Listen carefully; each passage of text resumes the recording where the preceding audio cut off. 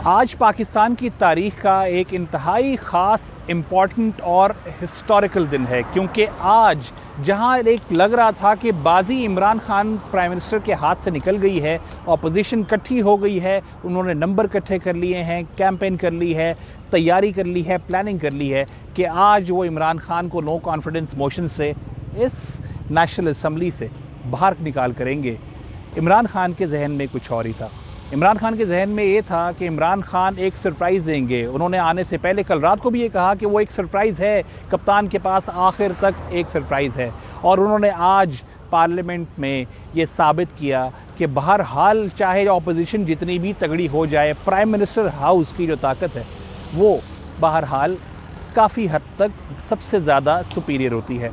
आज जब national assembly का इजलास शुरू हुआ तो इमरान खान नेशनल असम्बली में नहीं आए। अपोजिशन अपने नंबर लेके बैठी। अपोजिशन के पास 174 का नंबर था, उसके अलावा 2 और बंदे उनके साथ आके बैठ गए, 176 हो गया। और उनका क्लेम था कि 22 लोग और थे जो उनके साथ मिलेंगे और नो कॉन्फिडेंस मोशन में वोट देंगे और इमरान खान यहाँ से चले जाएंगे।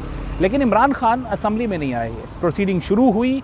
फवाद चौधरी, जिनको अभी रिसेंटली ही लॉ मिनिस्ट्री का रिस्पॉन्सिबिलिटी दी गई है, वो खड़े हुए और उन्होंने कहा कि आर्टिकल 5 जो कि loyalty to the state and constitution को मैं लेके बनाई गई है और पाकिस्तान उसको लेके जो है उन्होंने इशू रेज़ किया। उन्होंने कहा कि एक इंटरनेशनल कॉन्स्पिरेसी, एक बाहर की रिजीम चेंज जो है कॉन्स्पिरेसी पाकिस्तान में चलाई जा रही है, जिससे एक बाहर के मुल्क जो है वो पाकिस्तान एक न्यूक्लियर स्टेट होते हुए उसकी रिजीम को बदल रहे हैं और उसी का ही ये सारी नो कॉन्फिडेंस मोशन हिस्सा है। तो क्या ये आर्टिकल 5 के ज़िम्मे में नहीं आती? उन्होंने कहा ये आती है। इसलिए उन्होंने डिप्टी स्पीकर को कहा कि आप इसके ऊपर रूलिंग अपनी दें, क्योंकि इस तरीके से regime change in violation of the national security नहीं की जा सकती।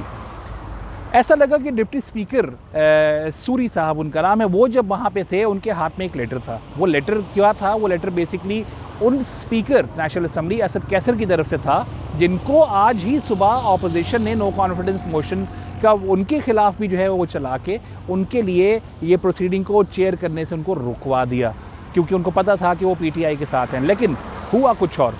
जब मेन मैच था उसमें डिप्टी स्पीकर ने एक पेपर निकाला, उसके ऊपर से पढ़ा कि पाकिस्तान में इस चीज़ की इजाज़त नहीं दी जाती। जो लॉ मिनिस्टर कह रहे हैं वो बिल्कुल ठीक कह रहे हैं। आर्टिकल 5 इसके ऊपर लगता है और क्योंकि ये इंटरनेशनल कॉन्स्पिरेसी है, इस वजह से ये नो कॉन्फिडेंस मोशन खारिज की जाती है, कैंसिल की जाती है।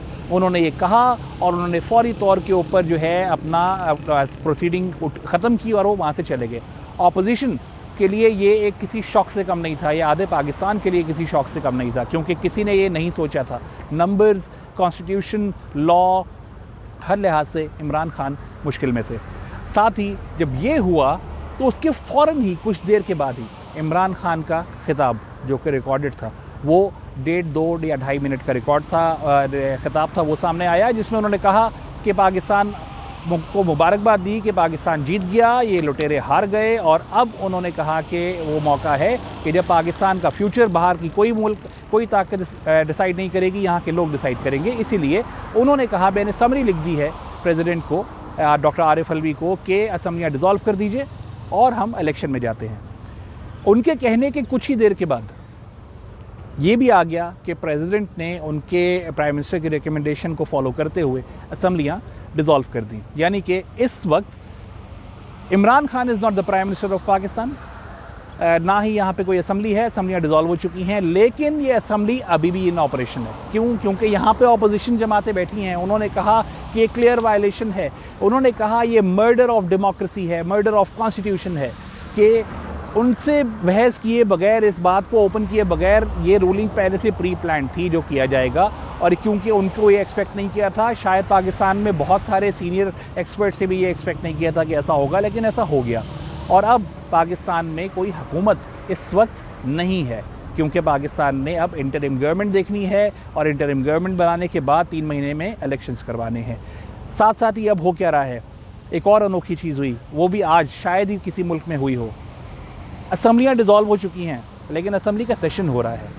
असम्बली में गवर्नमेंट का एक मिनिस्टर नहीं है, स्पीकर नहीं है, डिप्टी स्पीकर नहीं है, लेकिन यहाँ पे अपोजिशन जमातों का सेशन हो रहा है, जिनके अयाज सादिक साहब, जो पुराने एक बहुत मंजे हुए PMLN के पॉलिटिशियन हैं और फॉर्मर चेयरमैन थे, चेयर थे इसके नेशनल असम्बली के स्पीकर थे, उन्होंने आके उन स्पीकर की जगह पे आके बैठे और उन्होंने इंटरनली सिंबॉलिकली एक ऑपोजिशन जमातों का पूरा इजलास किया, वहीं पे बैठ के किया, और साथ ही उन्होंने वोटिंग करवा के 199 वोट्स के हिसाब से शहबाज शरीफ साहब को पाकिस्तान का प्राइम मिनिस्टर डिक्लेयर करवा दिया। अब इसकी लीगल वैल्यू क्या है? ज़ीरो, कोई लीगल वैल्यू नहीं है, क्योंकि यहाँ जहाँ नेशनल असम्बली है मेरे, वहाँ पे उस तरफ सुप्रीम कोर्ट है, और ये सुप्रीम कोर्ट में इस चीज़ के बारे में अब बहस नेशनल असम्बली से निकल के यहाँ पहुँच चुकी है। सुप्रीम कोर्ट में अब पिटीशन डाली गई है, पीपल्स पार्टी की लीगल टीम वहाँ पहुँच चुकी है और उन्होंने एक पिटीशन डाल रहे हैं इस फैसले को जो स्पीकर ने, डिप्टी स्पीकर ने नेशनल असम्बली में किया, उसको चैलेंज करेंगे। उनको ये कहेंगे कि ये कॉन्स्टिट्यूशनल नहीं था, उनको एज़ पर कॉन्स्टिट्यूशन लेना चाहिए था, फैसला वैसे करना चाहिए था, आर्टिकल 5 का इसमें इस तरह से इन्वॉल्वमेंट नहीं बनती है। तो अब ये मामला सारा चला गया है सुप्रीम कोर्ट में, और वो ये कहते हैं कि इसको अर्जेंट बेसिस के ऊपर डिसाइड करें ताकि जो है वापस नेशनल असम्बली के अंदर वो हो सके, वोटिंग हो सके। तब तक ऑपोजिशन अभी भी नेशनल असम्बली के अंदर मौजूद है। अब मैं आपको एक प्रेसिडेंट बता दूं, अभी कुछ दिनों पहले पाकिस्तान गवर्नमेंट ने एक पिटीशन सुप्रीम कोर्ट में फ़ाइल की थी और कहा था कि सुप्रीम कोर्ट इस चीज़ का नोटिस ले कि इंटरनेशनल कॉन्स्पिरेसी हो रही है और उसी को लेके नो कॉन्फिडेंस वोटिंग की मोशन लाई जा रही है, लोग ख़रीदे जा रहे हैं, हॉर्स ट्रेडिंग हो रही है।